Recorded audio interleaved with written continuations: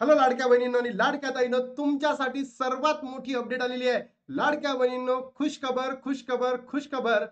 स्वतः मंत्री आदिती तटकरे मॅमनी ई-केवायसी बद्दल सर्वात मोठी अपडेट आणलेली आहे. लाडक्या बहिणींनो, तुम्ही गेल्या काही दिवसांपासून ई-केवायसीच्या चक्रामध्ये अडकलेल्या होत्या.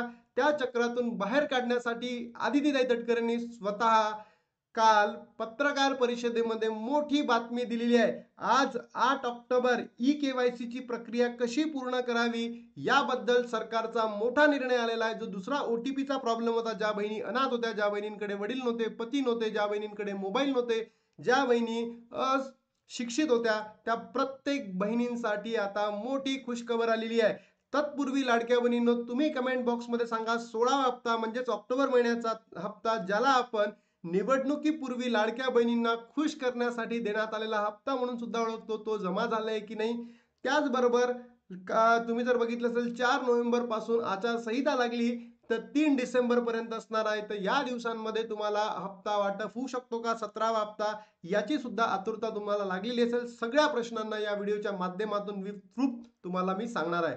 बघा लाडक्या बहिणींनो, काल आपण एक पोल घेतलेला होता. 7 नोव्हेंबर रोजी लाडकी बहीण योजना 16व्या ऑक्टोबरच्या हप्त्याचे वितरण झाले का, तर 56% बहिणींनी हो म्हटलं आणि 44% बहिणींनी नाही म्हटलेलं आहे. म्हणजे काय, वितरण झालं तरी सुद्धा अनेक बहिणी, लाभार्थी बहिणी यापासून वंचित राहिलेल्या आहेत. ज्या बहिणींना सप्टेंबरचा हप्ता भेटला होता, त्या बहिणींना ऑक्टोबरचा हप्ता भेटलेलाच नाही आहे.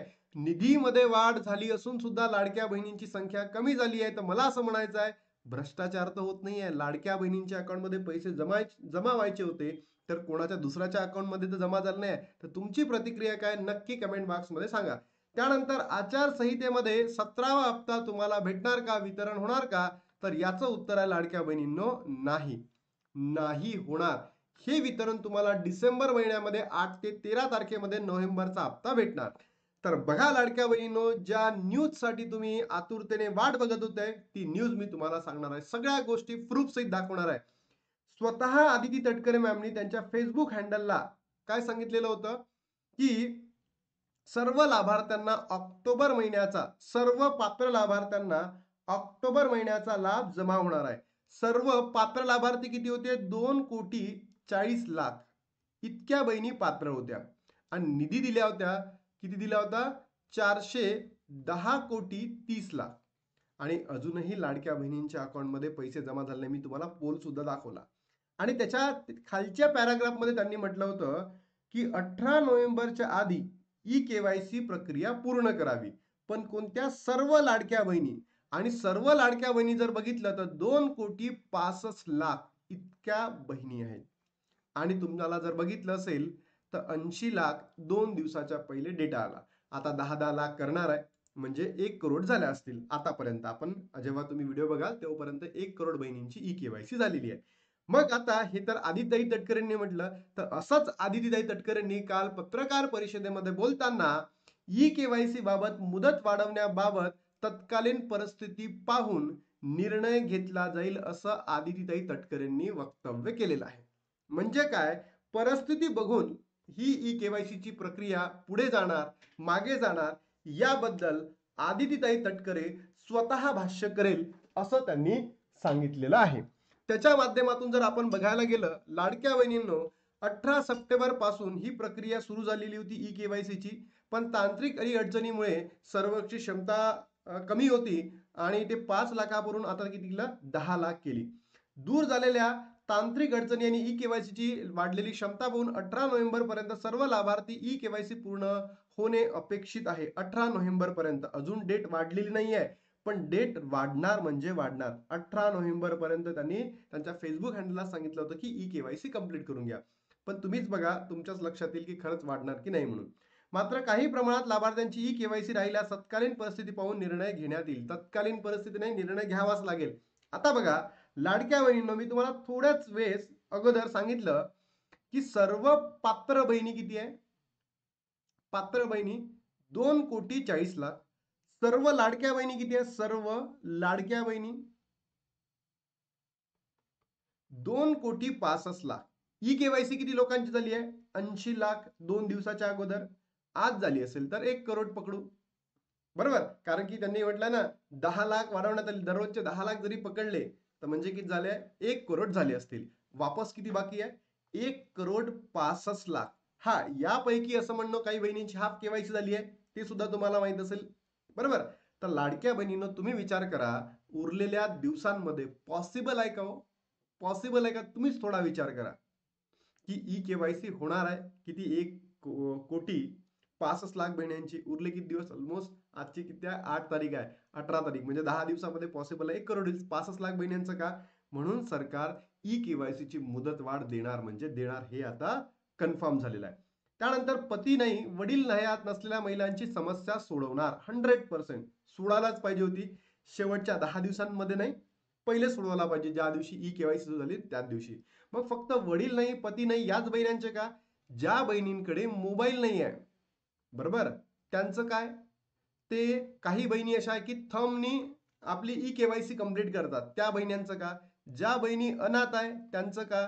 ज्या बहिणींचं नाव पात्र यादीमध्ये येत नाही, बरोबर, त्या पात्र आहेत, असं नाही की त्या अपात्र आहेत, पात्र असून सर्व निकषमध्ये बसून सुद्धा त्यांना पात्र यादीमध्ये येत नाही, हा प्रॉब्लेम येतोय. काही बहिणींना ओटीपी येत नाही, काही बहिण्यांचं आधार लिंक आहे तरी सुद्धा त्यांना ओटीपी येत नाही.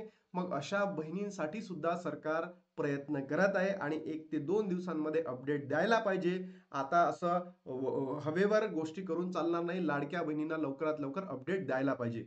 विधवा तसेच घटस्फोट महिलांना ई केवायसी करण्यात मोठी अडचण येत आहे. पती तसेच वडील यात नसलेल्या त्यांना ई केवायसी करण्यात येत नसल्याची तक्रारी विभागाकडून करण्यात येत आहे. या महिलांची समस्या सोडवण्यासाठी प्रयत्न सुरू असून लवकरात लवकर तोडगा काढल्याचे असल्याचे मदती मंत्री आदी तटकरे मॅमनी म्हटलेलं आहे. त्याच्यानंतर काही लाभार्थी होत्या 26 लाख बहिणी.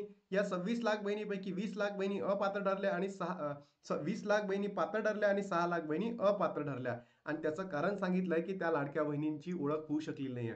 मला सांगा, सरकारकडे सगळीच यंत्रणा आहे, अंगणवाडी सेविका आहे, महिला व बाल विकास विभाग आहे, आधार कार्ड आहे बहिण्यांचा, मोबाईल नंबर आहे, खरंच होऊ शकली नसेल का? तुम्हीच विचार करा. तुमची कमेंटमध्ये प्रतिक्रिया नक्की नोंदवा. त्याच्यानंतर आता ई केवायसी कंप्लीट कशी करायची? मी तुम्हाला फुल ई केवायसी सुद्धा कशी करायची आणि हाफ केवायसी सुद्धा कशी करायची, सगळंच मी तुम्हाला या व्हिडिओच्या माध्यमातून सांगणार आहे. सर्वात प्रथम कुठे जायचं आहे? लाडकी बहीण .महाराष्ट्र.gov.in या संकेतस्थळाला जायचं आहे. तिथे गेल्यानंतर तुम्हाला अशा पद्धतीचं काय दिसणार आहे लाडक्या बहिणींनो? अशा पद्धतीचं वेब पेज दिसणार आहे. वेब पेजवर गेल्यानंतर तुम्हाला या ठिकाणी क्लिक करायचं आहे.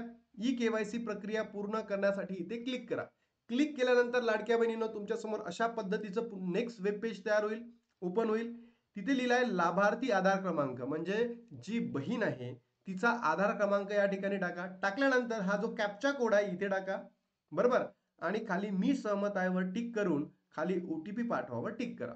केल्यानंतर होऊ शकतं, इट मे बी पॉसिबल, सर्व्हरमध्ये काही जर इश्यू असला तुम्हाला अशा पद्धतीचे एरर येतात. जर आले तर घाबरायचं काम नाही. तुम्ही 3 ते 4 वेळा प्रयत्न करा. 101% तुमची ई केवायसी कंप्लीट होईल म्हणजे होईल. बरोबर. समजा सदर आधार क्रमांक योजनेच्या पात्र यादीमध्ये नाही असा एरर आला तर तुम्ही उद्याला प्रयत्न करून बघा. इट मे बी पॉसिबल की ती उद्या होईल. आलं लक्षात? हे प्रॉब्लेम आला ते 2-3 वेळा करा. ओटीपी वर पाठवावर क्लिक करा. त्याच्यानंतर तुम्हाला ओटीपी येईल आणि ओटीपी आल्यानंतर तुम्ही त्याला सबमिट करा म्हणजे तुमची हाफ केवायसी कंप्लीट होईल. हाफ केवायसी का होईल? कंप्लीट होईल. आलं लक्षात?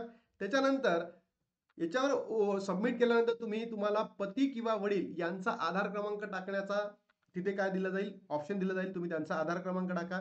ज्या बहिणींकडे पती नाही आहे, वडील नाही आहे, अनाथ आहे, राशन कार्ड मध्ये कोणीच नाही आहे, त्याचबरोबर मोबाईल नाही आहे, अशा बहिणींना अपडेट येईल. तर तुम्ही हाफ केवायसी प्रक्रिया कंप्लीट करून ठेवा.